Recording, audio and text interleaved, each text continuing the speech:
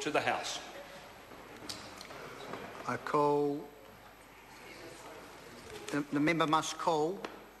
You must call out, Mr. Speaker. Mr. Speaker, Dennis O'Rourke. Dennis O'Rourke. This call upon on behalf of New Zealand First.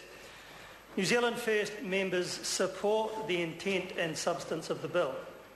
There has long been a need to make certain whether, when and how agencies can share information about an individual, and in fact it's common sense that this should be possible, provided of course that there are adequate controls in favour of personal privacy.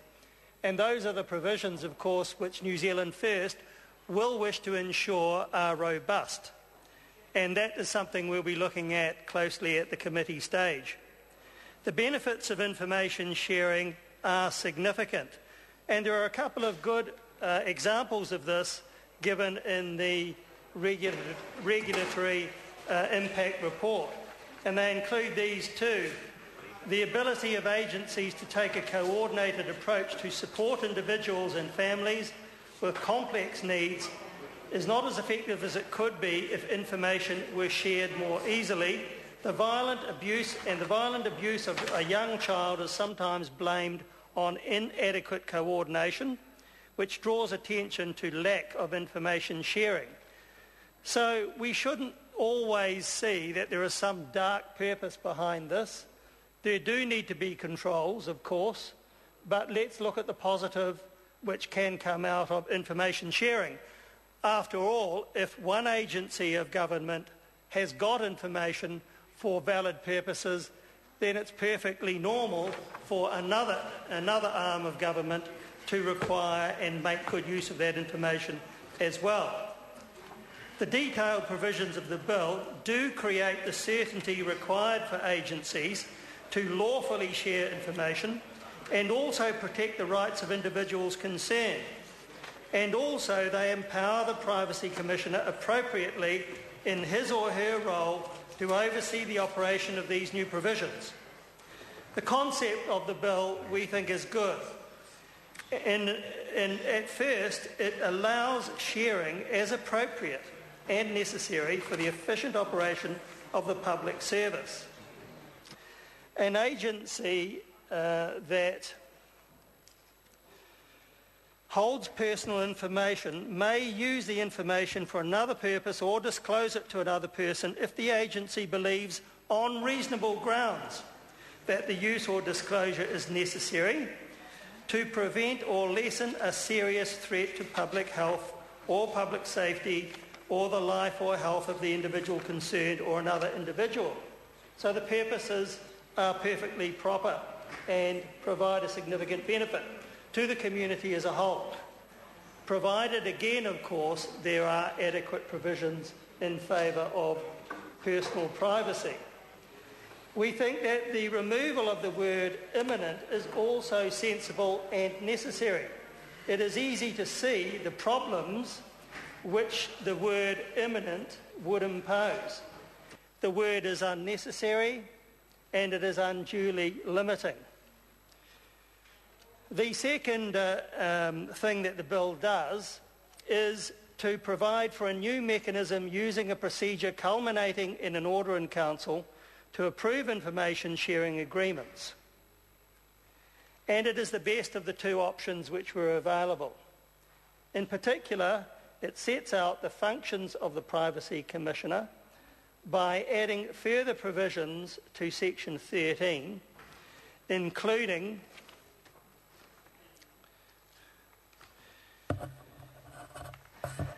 the making of submissions on an information sharing agreement in A, in B, reporting to a relevant minister on any matter relating to privacy which arises, in D, receiving and investigating complaints about any alleged interference with privacy, in F, conducting a review on the operation of an approved information sharing agreement, in G, reporting to a relevant minister under the findings of a review conducted, and in H, requiring a public sector agency to report on the operation of each approved information sharing agreement.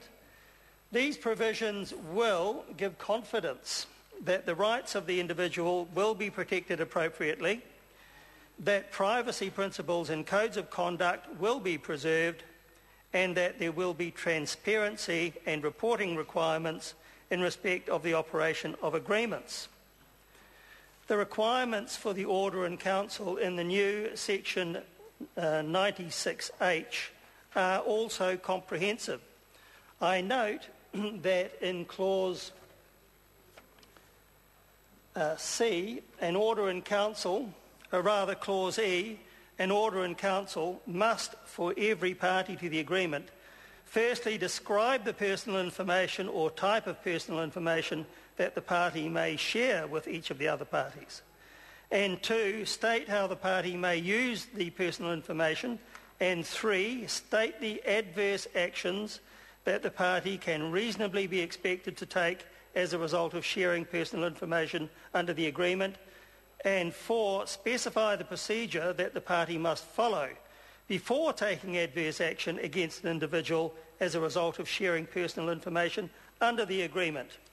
And in the new section 96K2, the Minister must be satisfied in A, that the agreement will facilitate the provision of any public service or public services, and be satisfied that the type and quantity of personal information be shared under the agreement are no more than is necessary to facilitate the provision of that public service. In C, to be satisfied that the agreement does not unreasonably impinge on the privacy of individuals and contains adequate safeguards to protect their privacy. In D, to be satisfied that the benefits of sharing personal information under the agreement are likely to outweigh the costs of sharing it.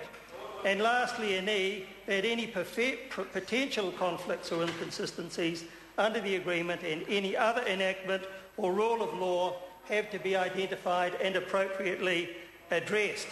These requirements are also comprehensive, and we think adequately balance the needs of departments and agencies against the rights of individuals for personal privacy. After all, it is for the benefit of the community as a whole that such information should be available, provided the necessary protections are in place. Otherwise, the provisions relating to giving notice of adverse action, review and amendments of agreements, and reporting requirements are all satisfactory.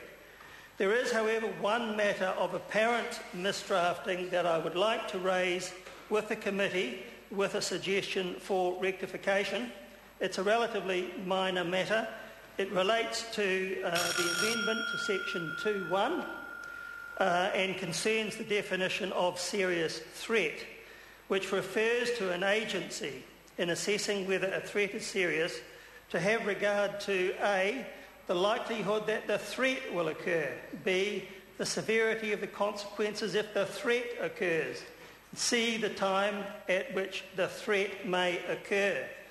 I believe that these subsections should, instead of referring to the threat itself, should refer to the events or conduct threatened as follows. For example, A, the likelihood that the event or conduct threatened will occur, B, the severity of the consequences if the event or conduct threatened occur, and C, the time at which the events or conduct threatened may occur.